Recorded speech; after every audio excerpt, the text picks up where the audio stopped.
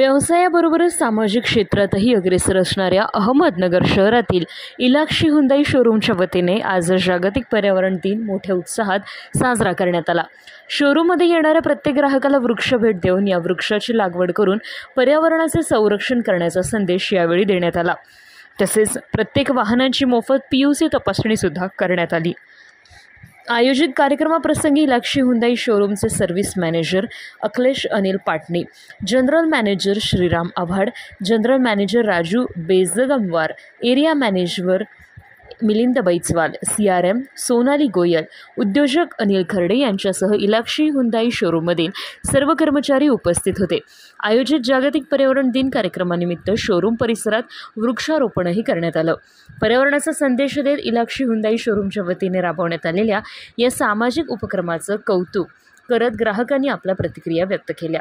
आज 5 जून जागतिक पर्यावरण दिनानिमित्त मी अमित खर्डे आज इलाक्षी हुंदाई शोरूम येथे गाडी सर्व्हिसिंग करता आलो असता तिथे चांगल्या उत्साहात आणि जल्लोषात इलाक्षी हुंदाई यांनी पर्यावरण दिन हा साजरा करण्यात आलेला आहे।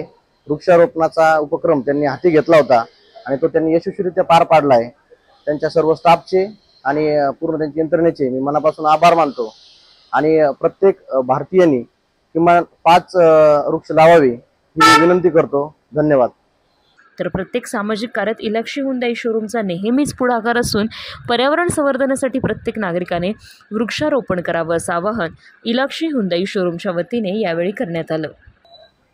नमस्कार, मी अल्केश पाटणी इलाक्षी हुंदाईच्या वतीने जागतिक पर्यावरण दिनानिमित्त सर्व येणाऱ्या ग्राहकांना, मान्यवरांना त्यांना शुभेच्छा देऊ इच्छितो।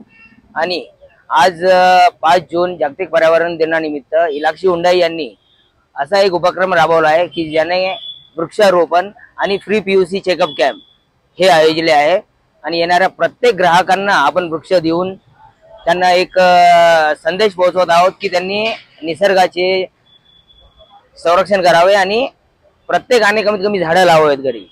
या उपक्रमातून त्यांना एक संदेश पोहोचवायचा प्रयत्न इलाक्षी हुंदाईने केलेला आहे आणि प्रत्येक वेळेस अशाच या उपक्रमातून कॅम्पेनद्वारे आपण लोकांना संदेश पोहोचवायचा प्रयत्न करतो।